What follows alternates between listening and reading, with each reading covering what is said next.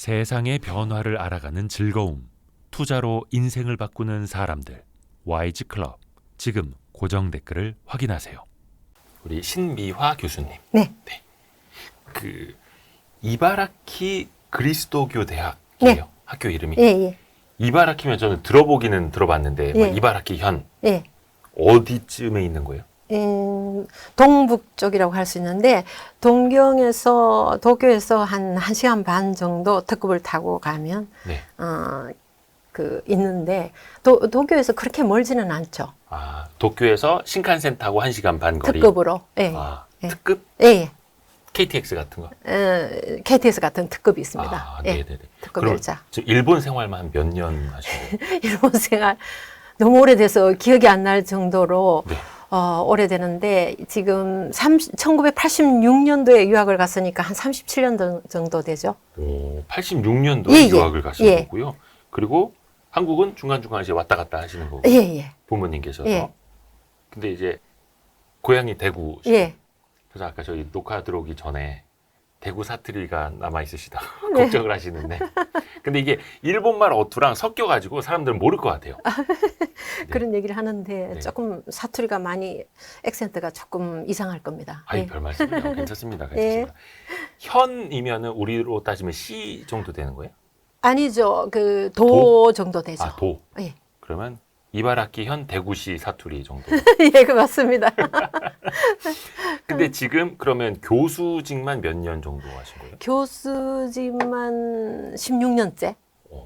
그 지금 어떻게 보면 학과장이시라고요? 예, 학부장. 학부장. 학부장이면 한국하고 조금 제도가 다른데 한국에서는 어떤 경영대학 원장이라고 하는 건가요? 아, 예. 경영대학 원장. 예. 아, 그 정도. 예. 근데 저 신기한 게 일본에서는 경영대학 원장도 수업을 하시더라고요. 교수님도 네. 지금 또 수업을 하고 계시는 거예요. 수업 많이 합니다. 우리나라는 보통 그런 경영대학 원장 이러면 또 수업 잘 안 하시고. 예. 근데 더 신기했던 게 대학 총장. 예. 대학교에서 제일 높으신 대학 예. 총장님도 수업을 하신다면서요? 예.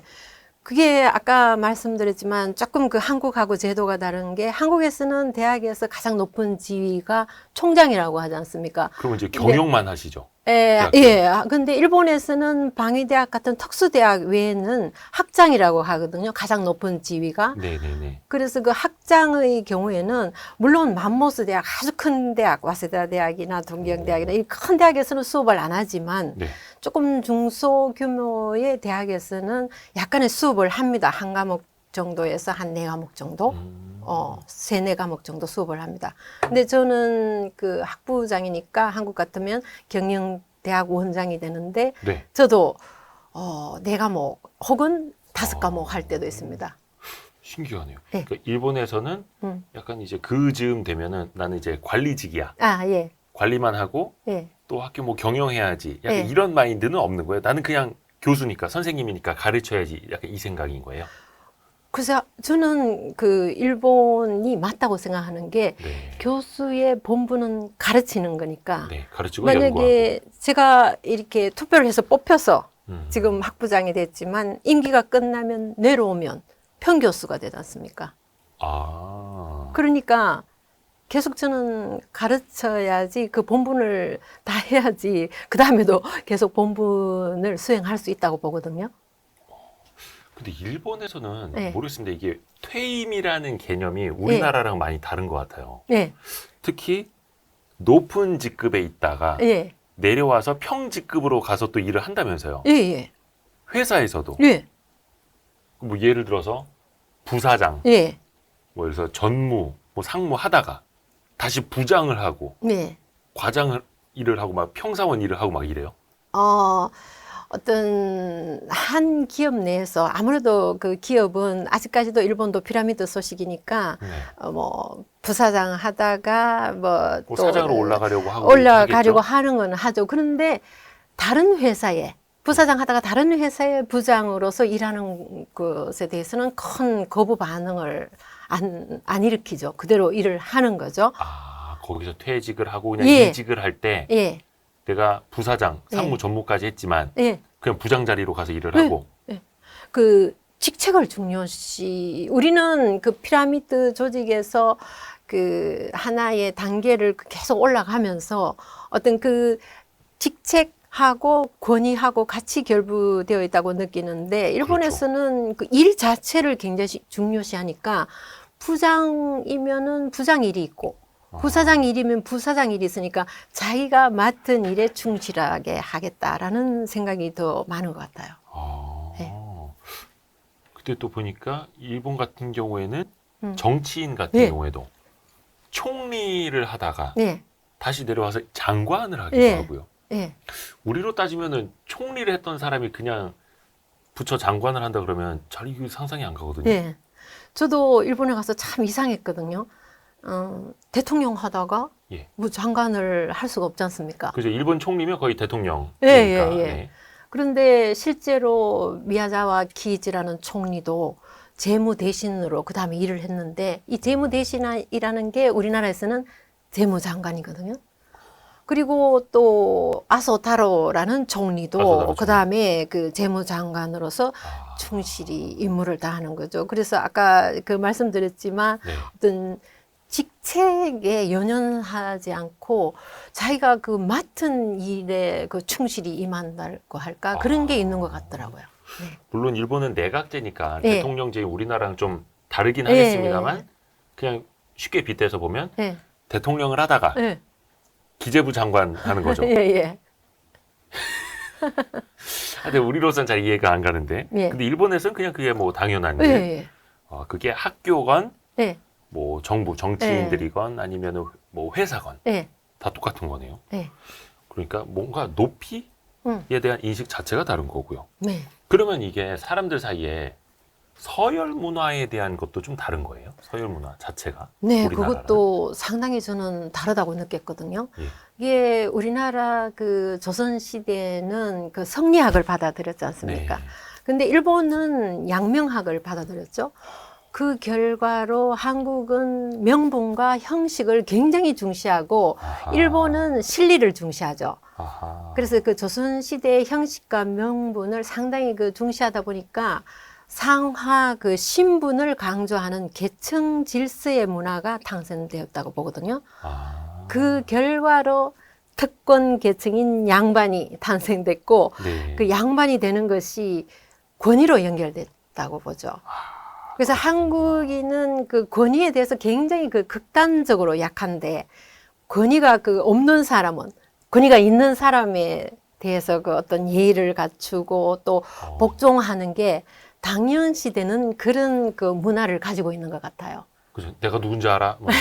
그래서 네. 제가 가끔 이제 한국, 일본 왔다 갔다 하면서 인천공항이나 나리다 공항에서 이렇게 보면 멀리서 봐도 그 한국인 세리맨들이 4-5명 서 있지 않습니까? 그래서 막 얘기를 주고받지 않습니까? 근데 제가 멀리서 봐도 아, 저분이 사장님이구나 하는 거를 금방 알 수 있어요. 특히 공항은 그 의전 챙기러 나오는 사람들 많아가지고. 예. 예. 근데 일본 같은 경우도 가끔씩 그 세리맨들이 모여서 얘기하는 걸 볼 수가 있는데 거기서는 제가 누가 사장인지를 알 수가 없습니다. 왜냐하면 우리나라는 그 윗사람에게 계속 저 자세를 취한다든가 아니면 아, 네네 알겠습니다 이렇게 네, 고개를 네. 숙이지 않습니까? 네. 그런 모습을 별로 못 보기 때문에 오. 그래서 일본에서는 누가 사장인지를 제가 분간을 잘 못합니다. 그러네요. 그러니까 우리는 상대적으로 명분, 예. 일본은 실리. 예, 저는 어릴 적에 이걸 처음 느꼈던 게 뭐냐면 대학교 때. 예, 그때 2002년 한일 월드컵 유치할 때 예. 우리나라는 이름에 앞에 코리아 재팬 월드컵 예, 그리고 개막식을 한국에서 예. 하는 명분을 얻었고 일본은 결승전을 일본에서 하는 실리를 챙겼잖아요. 예, 맞습니다. 그때 저는 딱 봤거든요. 예. 아, 이게 한국과 일본의 차이가 이거구나. 차이 있습니다. 근데 지금 생각해보면 차라리 실리를 챙기는 게 낫지 않았을까? 왜냐면 지금 일본 사람들은 예, 자기들은 일한 월드컵이라 부른대요. 예, 예. 재팬 코리아 월드컵이라 부른대요. 예, 예. 공식 명칭은 코리아 재팬 월드컵인데 예, 예. 그러니까 명분은 자기네가 나중에 가서 뒤집어서 이렇게 쓰면 되는 거고 예. 실리는 이미 챙겼고 예. 이게 약간 좀 서로 많이 다른 다릅니다. 그런 예. 측면이 있네요. 예. 그러니까 기업 문화 자체도 좀 달라요. 기업 문화 내에서 약간 이것도 조직이니까 예. 조직 생활 아닙니까? 예, 예. 그래서 보면 한국하고 일본 회사에서 의사결정 방식이 상당히 다르다고 제가 체험을 했거든요. 네. 한국은 톱다운식이고 일본은 바텀업식이죠. 그러니까 한국은 상층부가 지시 명령에서 톱다운으로 쫙 내려오지 않습니까? 아, 근데 일본은 하층부 멤버가 모여서 몇 번의 회의를 거치고 그다음에 그 여러 가지 조정을 해서 네. 거기에 나온 안을 상층부한테 제안을 하면 상층부가 그걸 흡수해서 오. 의사결정을 하는 게 일본 방식이죠. 그렇게 되면 뭐가 좋으냐 하면 보다 현장 일선과 가까운 의사결정이 이루어지는 게 특징이라고 할 수 있습니다.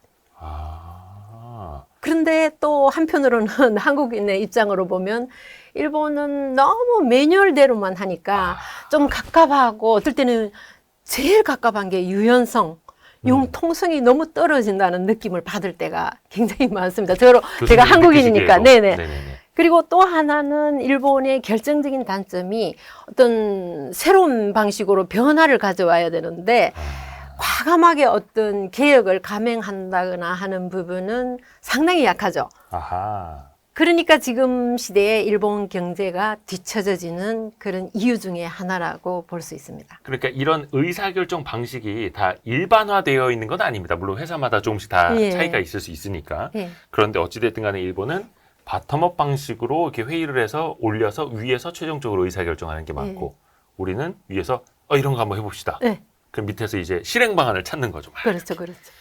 근데 그러면은 우리나라는 의사결정을 한 걸 또 빠르게 추진을 하는 역동성이 있는 거고. 예, 굉장히 그거는 유리한 그렇죠. 거죠. 대기업이 왜 이렇게 급성장했는가 하면 아, 일사천리로 일사천리. 일이 이루어지지 않습니까? 톱다운 의사결정 방식은. 네네네. 예, 그래서 우리나라 대기업이 이렇게 엄청난 속도로 성장을 하는 거죠. 근데 일사천리로 갔다가 예. 실패할 수도 있고 그러다 이거 아닌가 봐. 예. 또 이럴 수도 있는 예. 거고요. 근데 일본 내에서도 그런 인식들을 좀 갖고 있나요? 우리 경제가 우리의 의사결정 방식이 좀 융통성이 떨어진다. 예, 너무 매뉴얼에 갇혀 있다라는 예. 걸 일본 사람들도 알아요? 압니다. 그래서 알아요. 제가 네. 사실 대학에서도 몇 번이나 지금 너무 저출산화로 학생들 모집이 잘 안 되지 않습니까? 일본도요? 예. 어. 그래서 제가 몇 번이나 이거 개혁을 하자고 막 제안을 했죠. 네. 근데 본인들도 개혁을 해야 된다는 걸 인식을 하고 있어요. 아. 상당히 찬성을 하는데, 필요성은 다 알아요. 근데 과감하게 이 개혁하는 것 자체에 동참하지는 안 하더라고요.